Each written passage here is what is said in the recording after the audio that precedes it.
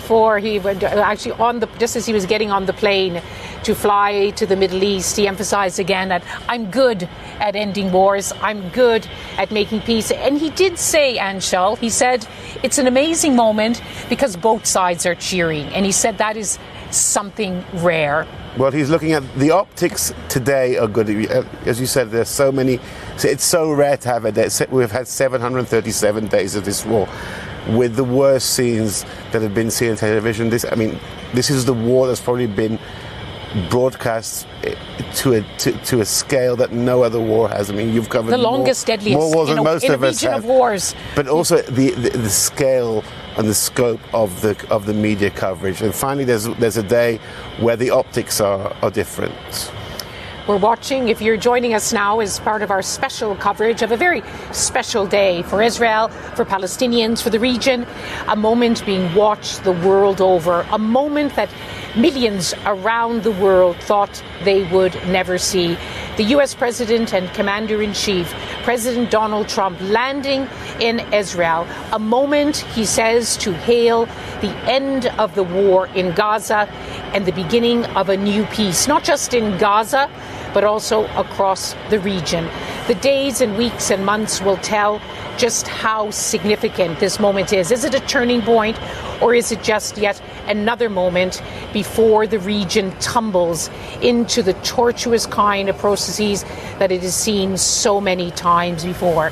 A process of small breakthroughs and big breakdowns. You can see now they're getting ready to welcome the US President, the marching bands,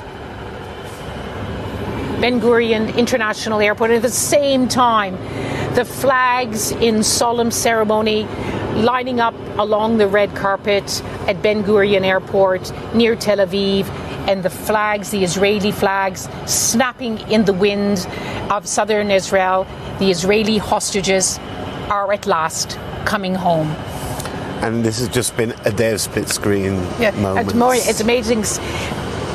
President Trump likes these made for television moments. Perhaps that's a little bit too trite to say in a moment like this, but a split screen does signify, as we said a moment ago, that, to use President Trump's phrase, everyone is cheering, at least in this moment. The flags are lined up. President Donald Trump will be greeted in just a moment by the Israeli Prime Minister Benjamin Netanyahu, and his wife Sarah will be on the tarmac in an embrace. President Trump was also asked about his relationship with Prime Minister Netanyahu before he came to the Middle East, because there's been so many reports that he actually used expletives and became very fed up with the Israeli Prime Minister. Before he left, he said, I have a very good relationship with the Israeli Premier. It's a relationship of long standing. Of course, he made a visit to Israel in his first term in office as well. He said, we've had our differences, but now we are together in trying to end this war. Well, this is Trump trying to make everyone happy.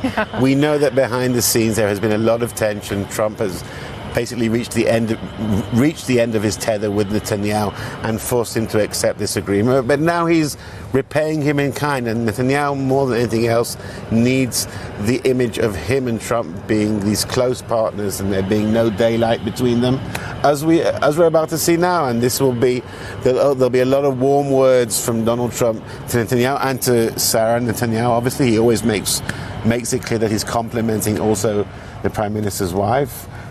But Netanyahu has paid diplomatically for this moment very heavily. Senior members of the American delegation are already on the ground. They came from Sharm el-Sheikh, the Egyptian Red Sea resort, where this deal was hammered out. Last night we saw Jared Kushner, son-in-law of the president, and his wife Ivanka addressing Hostages Square. We also saw a very emotional Steve Witkoff, President Trump's not just special envoy for this region, but special envoy for everything. But now his focus is very much on this region. It's also a high-powered delegation, which is on that Air Force One. Marco Rubio, the U.S. Secretary of State, is on the plane. Pete Hegseth, the U.S. Defense Secretary, is there as well. All of them wanting to be part of this moment as the plane now moves into position, that red carpet in place. The Israelis now, I think that's the Israeli president, is that Isaac Herzog is now? So the ceremony is a president receives a president, so Isaac Herzog, it's a ceremonial job, but he has to greet Trump. But obviously he'll be elbowed out very quickly from the picture, and Netanyahu will take over the show. And other senior members of the Israeli delegate, Isaac Herzog, there standing next to Prime Minister Netanyahu. I keep remembering the moment in October when President Biden got off the plane, hugged Prime Minister Netanyahu, hugged President Herzog, and yet again, there it is.